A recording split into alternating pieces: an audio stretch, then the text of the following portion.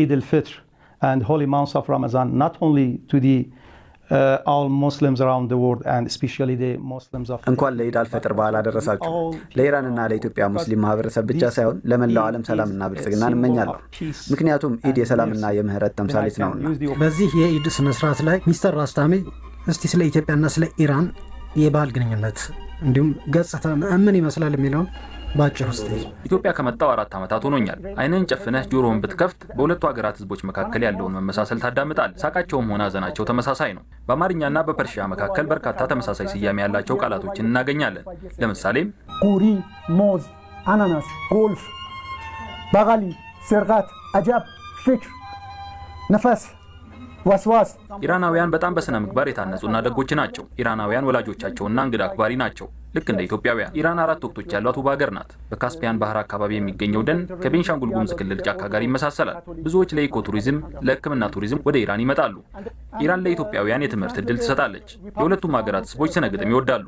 በዩኔስኮ በዓለም ቅርስነት የተመዘገቡ 23 ቅርሶች በኢራን ይገኛሉ። ከነዚህም መካከል ኢማም ስኩዌር እና ሹሽታሪ ውሃ ማሰራጫ ቦይ ተጠቃሾች ናቸው። The village in Iran exists that name is Kandovan, Raki village in Iran. The Raki village Kandovan in Iran is the northwest of Iran. The Konso village የኢራን ካንዶቫን መንደርና የኢትዮጵያ ኮንሶ መንደር ተመሳሳይ ናቸው። በኢትዮጵያ ባይተዋርነት አይሰማኝም። አገር ያለው ያክል ነው የሚሰማኝ። We discussed with the Professor Tesfaye Gesese. You know that the Professor Tesfaye Gesese is a art society. Yes, I go with a meeting with the bigger son of Professor Gesese. Unfortunately, he passed away 5 or 6 months before. And Professor, in the last meeting I have with him, he said to me, I want to translate the Rumi's book to the Amharic language. Unfortunately, he can't finish them. And የወቁን ባለቀኔ ሩሚን ጽሁፎች ረዳት ፕሮፌሰር ተስፋዬ ገሰሰ ለመተርጎም አቅዶ እንደነበር አጫውተውኛል። እንዳለመታደል ሆኖ ከወራቶች በፊት አለፉ። አሁን ዶክተር ሃይረዲን ይተረጉማል ብዬ እጠብቃለሁ። የምክር ቤት እጩ ነው። አንድ የፐርሺያ ግጥም ልበልላችሁ። هر لحظه در خیالم میبینمش فراوان با دیگران خوش است و بیهوده است کارم این شعر و نغمه هایم تصویری از جنون است دستم به دامنت گل من پلبلی خمارم با پیر شهر تبریز آذر به اشک خود گفت حرمت بدار پیرا من نیز شهریارم. This poem is belong to me. ኢትዮጵያ የጥንት ስልጣኔ ባለቤት የሰው ዘር መገኛ ስትራቴጂካዊ ቦታ የምትገኝ ለማንኛውም ዲፕሎማት ትኩረትን የምትስብ ሀገር ናት። በእርግጥ ወደ ኢትዮጵያ ከመምጣቴ በፊት ስለዚህ ውብ ሀገራችሁ ለማጥናት ጥቂት ሙከራ አድርጌ ነበር። የሁለቱ ሀገራት ትስስር ጥንታዊ ታሪክ እንዳለው ተረድቻለሁ። ሁለቱም በቅኝ ተገዝተው አያውቁም። ሁለቱም የተለያዩ ሃይማኖቶችን የሚከተሉና የተለያዩ ብሔር ብሔረሰቦች የሚኖሩባቸው ሀገራት ናቸው። በኢራን ሙስሊም፣ አይሁዳውያን፣ ክርስቲያኖች፣ ዞሮስትሪያን፣ ኩርዶች፣ ሙስሊም፣ ፐርሺያን፣ አረቦችና ባሉሺዎች እንዲሁም ከምስራቅ አፍሪካ በፖርቹጊዞች እንደመጡ የሚነገርላቸው አፍሮ ኢራናውያን ይኖራሉ። ልክ እንደ ኢትዮጵያ ሁለቱም ከሁሉም የዓለም ሀገራት ጋር የትብብር ጥምረትን የሚከተሉ ሀገራት ናቸው። ይህ ሁሉ በሁለቱ ሀገራት መካከል ያለውን ዲፕሎማሲያዊ ግንኙነት ለማጠናከር መስፈንጠሪያ ነው። እስቲ ስለ ኢራን ታሪካዊ ዳራ፣ ስለ ቱሪዝም መስህቦቿ፣ ኢኮኖሚዋና እንዲሁም አጠቃላይ ስለ ኢራን ጥበባት ያጫውቱን።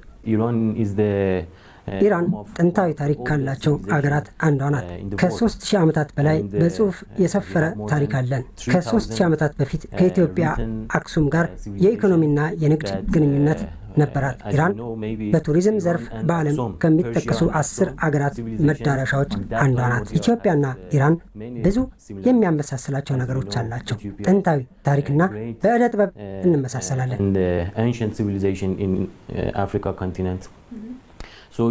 ይህ በእጅ የተሰራ ጥልፍ የአላህን የተለያዩ መጠሪያዎች የሚያሳይ ፍሬም ነው። ይህ የቡና ማፍያ ጀበና ነው። በኤሌክትሪክ የሚሰራ ነው። የተሰራውም ከብር ነው።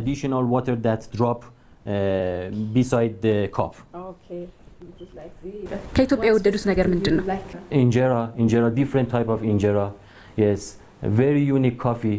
The taste of coffee of Ethiopia Arabica is very unique. የሁለቱ ሀገራትን ግንኙነት ከሁለት ምዕራፍ ተከፍሎ ሊታይ ይችላል። ጥንታዊውና ወቅታዊው በሚል ጥንታዊው የሁለቱ ሀገራት የሁለትዮሽ ግንኙነት 2500 ዓመታትን አስቆጥሯል። በምዕራብና በደቡባዊ ምዕራብ ኢራን ኢትዮጵያ ኩሽያ በሚል መጠሪያ የተቀረጸባቸው ቅርሶችን እናገኛለን። ይህ ማለት ሁለቱ ሀገራት የሚጋሩት ጥንታዊ ታሪክ እንዳለ አመላካች ነው። በጥንት ዘመን የኢራን ነገስታት ግሪክንና ግብፅን በወረሩበት ወቅት የኢትዮጵያ ህዝቦችን የሚወክል የጦር ሰራዊት ክፍል ከኢራን ወገን ነበር።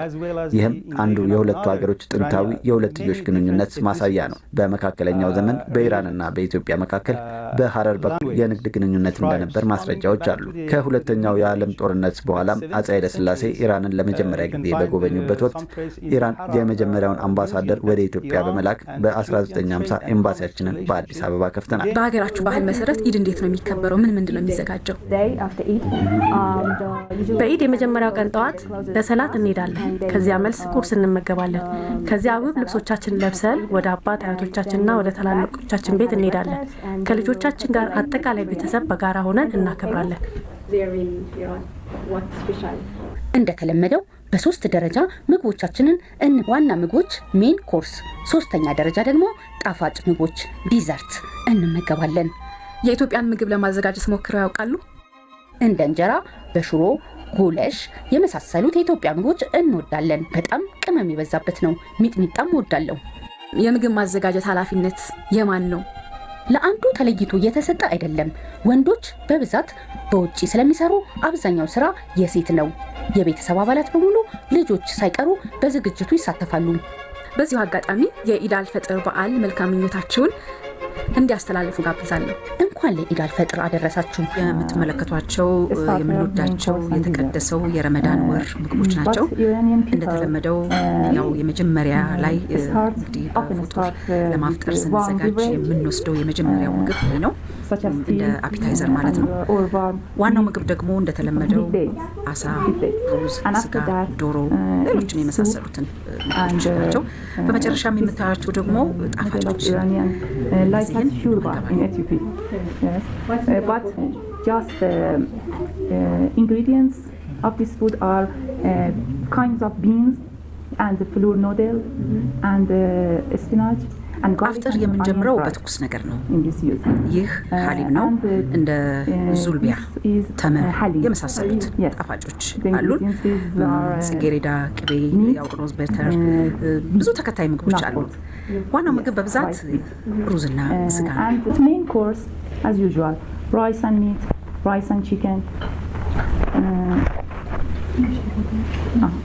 ካሽኮ በደምጃም ነው የሚባለው በኢራን ቋንቋ። በጣም ነው የሚጣፍጠው። ምን ይላል ብሎ መግለጽ ራሱ ይከብደኛል፣ ግን የተወሰነ ሽሮ ሚል ይመስላል፣ አልጫ ሽሮ ይመስላል፣ ግን አሁንም ቢሆን ጣሙ ለየት ያለ ነው። ዛሬ በኢድ አልፈጥር በዓል በኢራን ኤምባሲ ቅጥር ግቢ እንዲሁም በመኖሪያ ቤታቸው በአምባሳደሩ አሊዛዴ ቤት ተገኝተን ስለ ኢራን ባህል፣ ስለ ኢራን ቀደምት ስልጣኔዎች፣ ስለ ኢድ አልፈጥር በዓል አከባበር አስቃኝተናቸዋል። አብራችሁን ቆይታ ስላደረጋችሁ እጅግ አድርጌ አመሰግናለሁኝ። ኢድ ሙባረክ። ወቅታዊ መረጃዎች ቶሎ እንዲደርሳችሁ ቻናሉን ላይክ እና ሰብስክራይብ በማድረግ ይከታተሉ።